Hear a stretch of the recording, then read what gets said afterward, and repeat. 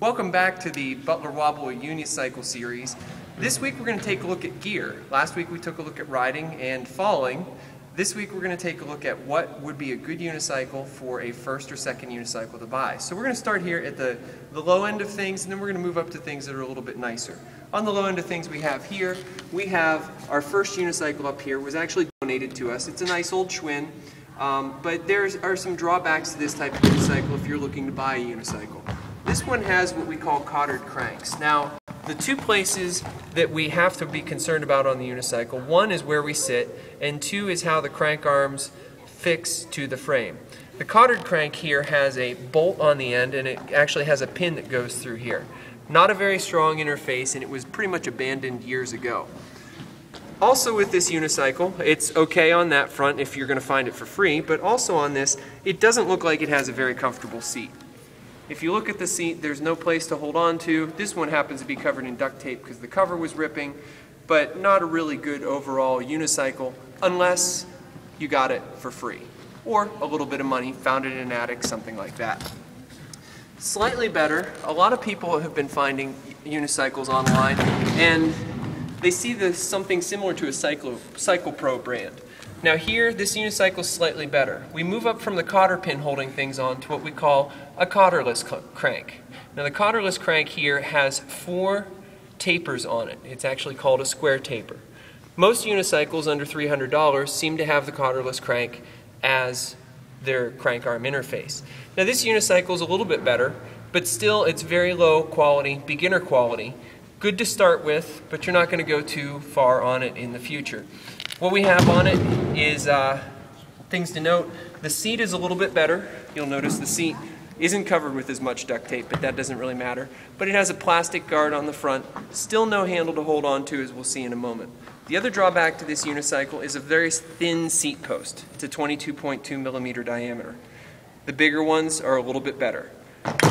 Now the last thing we have on this unicycle, which makes it not the greatest for long-term durability, is that it has a lollipop bearing holder held on by 2 bolts.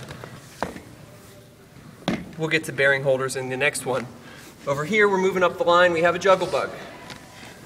Mag wheel, looks flashy, nice, square taper crank, but the wheel isn't that sturdy for somebody much over child size. I wouldn't want to put a heavy adult on this unicycle. It too has a thinner seat post, 22.2, similar seat, but plastic bumpers front and back. Moving up the line, this is what a lot of people see in Torker CX. On the low end, this is acceptable, right around, somewhere around $100. This one has plastic bumpers front back. The seat doesn't look super comfortable on that. It has square taper cranks still. And it's okay. It's fine. It works. And some people ride these and are happy with them for the rest of their careers. Others want something a little bit more solid. Moving up, the unicycle we have here goes for somewhere between $125 and $150. Now, this is where the significant improvement comes in. It's considered a freestyle unicycle that a lot of people would be able to use. Some people are happy on these for the rest of their careers once again. Big differences in this, still square taper cranks, which are nice. But the big difference is a bigger size seat post, 25.4 millimeter seat post. It doesn't twist as easily, and take a look at the seat. Now the seat here definitely looks a little bit more comfortable, a little nicer curvature to it, not too thin, and it has a handle. Nice for holding on to. When you really decide you want to get a little bit more serious about it, it's good to spend somewhere around $300, and you can spend more. While it seems like a lot for your first unicycle, it's definitely worth doing down the road. We'll move to one last unit. Big difference on this one. Now, this one is actually a lot more than $300, but the big difference is we go to the bottom, the crank arm interface, we have what we call a splined interface. Looks like this. This one is actually ISIS, International Splined Interface Standard, I believe is what it stands for. Now it's a larger diameter than our square taper, so the axle's bigger, it's a lot stronger.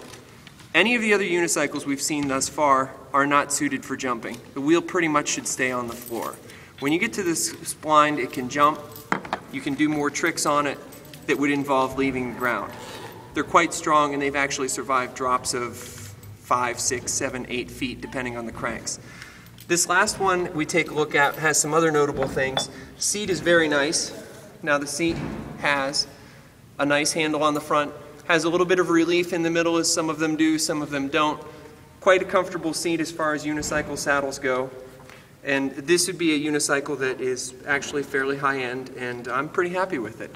So overall, what I'd like to say is, if you're looking for a uni, things you want to look for: nice seat, because that's one of your contact points. If you're going to be jumping, you want to go with the ISIS cranks, most likely is common, over the square taper cranks. If you're not going to jump, go for something with a nice seat and square taper cranks. So until next time, I'm Dave with the Butler Wobble.